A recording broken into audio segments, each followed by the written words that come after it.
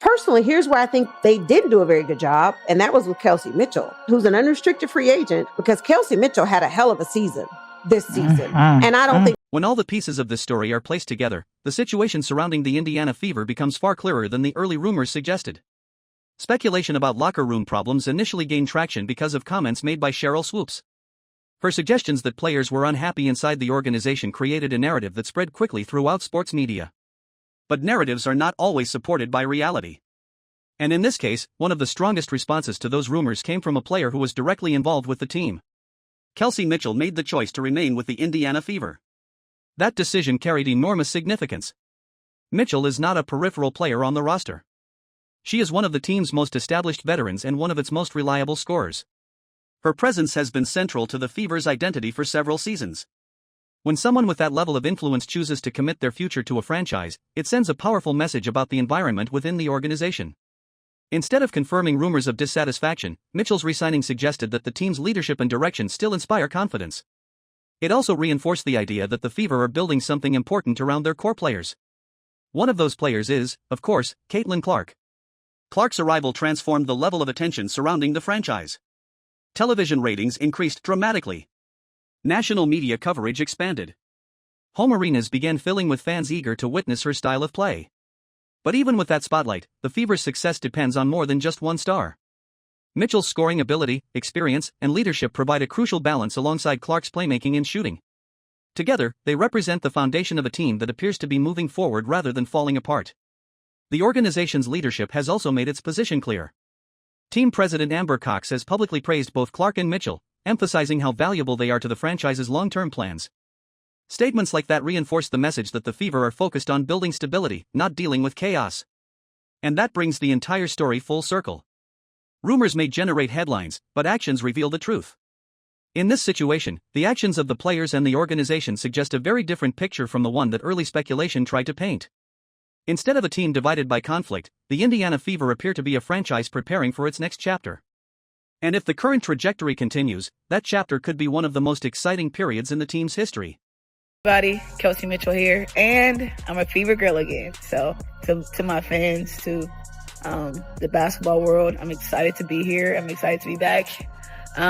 Indy has been good to me, and hopefully I can pour in and give the same. So here's the benefit. Not long ago, a story began circulating around the league that suggested the Indiana Fever were dealing with serious internal issues. According to that version of events, the locker room atmosphere was strained, and certain players were unhappy with how things were being handled inside the organization. Once again, the person amplifying those claims was Sheryl Swoopes. During conversations on podcasts and media platforms, she spoke confidently about what she described as inside knowledge. She hinted that players within the Fever organization were frustrated and that not everyone was satisfied with their role on the team. For fans listening to those comments, the implication was clear. Something might be wrong in Indiana. Rumors like that can spread incredibly fast in the modern sports world. Social media clips circulate within minutes. Comments sections fill with speculation. Suddenly, a single claim can grow into an entire narrative that shapes public perception. And that is exactly what began to happen. The idea that the Fever locker room was filled with tension started gaining traction. Some people even began to question whether key players might eventually decide to leave the team. But then reality intervened. Instead of confirming the speculation, one of the players most closely connected to those rumors made a decision that completely flipped the conversation. Kelsey Mitchell chose to stay. Her decision to re-sign with the Indiana Fever instantly challenged the narrative that had been building around the organization. If Mitchell truly felt overlooked or mistreated, why would she commit to the team again? Professional athletes carefully consider their career choices. Free agency gives them opportunities to explore new environments, join different organizations, and pursue better situations if they feel undervalued. But Mitchell did the opposite. She reaffirmed her commitment to the Fever. And that action carried enormous significance. Mitchell has been a key part of Indiana's roster for years. She is not a fringe player or a temporary contributor. She is one of the team's most consistent scorers and one of its most experienced leaders. When someone with that level of influence chooses to remain with a franchise, it sends a clear signal. It suggests that the environment inside the organization may be far more stable than outside observers assumed. It also highlights something that sometimes gets lost in media narratives: players themselves often have a very different perspective than commentators or analysts. While rumors were circulating about dissatisfaction, the Fever's front office was quietly continuing to build around its core players. And that core now includes both Mitchell and Caitlin Clark. Clark's arrival has brought unprecedented attention to the franchise. Her impact on television ratings, ticket sales, and media coverage has been enormous. But even with that spotlight, the Fever still rely heavily on Mitchell's scoring ability and veteran presence. The combination of those two players represents a foundation the organization clearly believes in. Mitchell's contract decision reinforced that belief. Instead of validating the speculation about locker room drama, her choice suggested something else entirely: confidence in the direction of the team. Sometimes, the most powerful response to a rumor isn't an interview or a social media post. Sometimes it's simply a decision. And Mitchell's decision spoke louder than any rumor ever could.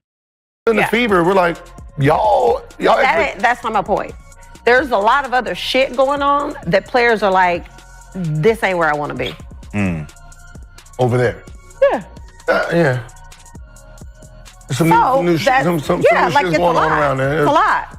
So you have players that are very significant on this Indiana Fever team that are like, I don't want to be. There is something particularly frustrating about rumors in sports when they come from people who are supposed to represent the history and integrity of the game.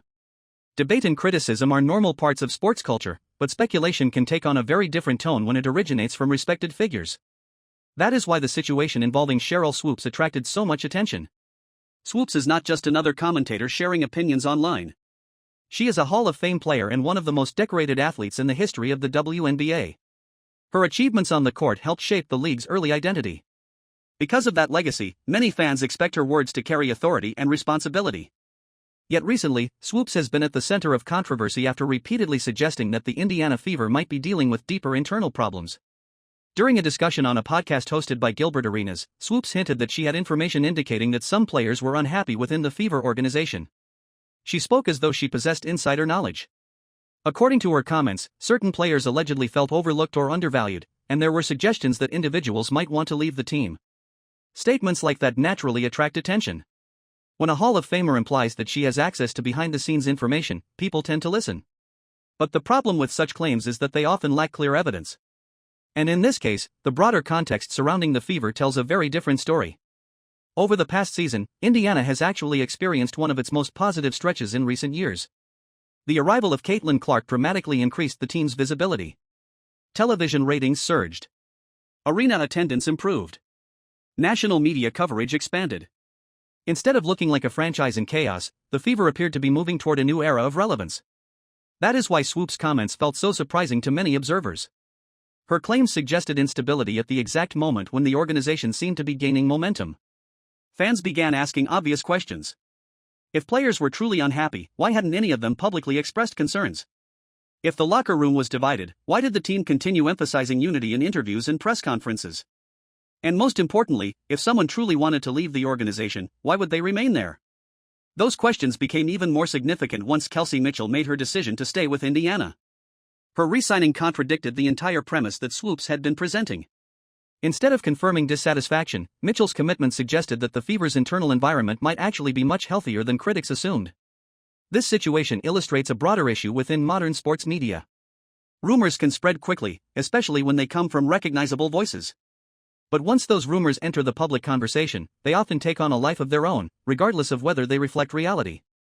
In the case of the Indiana Fever, the available evidence appears to point in a different direction than the speculation. And that difference matters. Because narratives can influence how teams, players, and organizations are perceived long before the truth becomes clear. What kind of things do you say? I'm not in the locker room. Okay. But I'm talking about more social media. Okay. It's a turn. Right? It's a turn, right? It's really a turn of the tides. Well, Right. Gil, here's my point. The beginning of the year. Another fascinating layer of this entire conversation involves how Sheryl Swoopes has spoken about dominance in basketball. During discussions about greatness and performance, she was asked to reflect on her own career and the seasons in which she won MVP awards. Swoopes earned 3 WNBA Most Valuable Player awards, an accomplishment that places her among the most accomplished players in league history. Those seasons represented the absolute peak of her performance. They were the years when she stood above nearly every other player in the league. Naturally, when someone with that resume is asked about those seasons, most people expect them to describe those years as dominant. But Swoopes' response surprised many listeners. Instead of confidently calling those seasons dominant, she hesitated. She suggested that she would not. Another fascinating layer of this entire conversation involves how Sheryl Swoopes has spoken about dominance in basketball. During discussions about greatness and performance, she was asked to reflect on her own career and the seasons in which she won MVP awards. Swoopes earned 3 WNBA Most Valuable Player awards, an accomplishment that places her among the most accomplished players in league history. Those seasons represented the absolute peak of her performance. They were the years when she stood above nearly every other player in the league. Naturally, when someone with that resume is asked about those seasons, most people expect them to describe those years as dominant. But Swoopes' response surprised many listeners. Instead of confidently calling those seasons dominant, she hesitated. She suggested that she would not necessarily describe each of those MVP years as overwhelming dominance. That moment caught many fans off guard.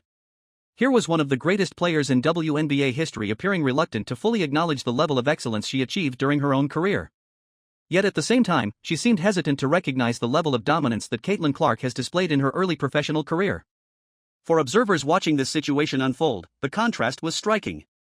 Clark's rookie season was filled with historic achievements.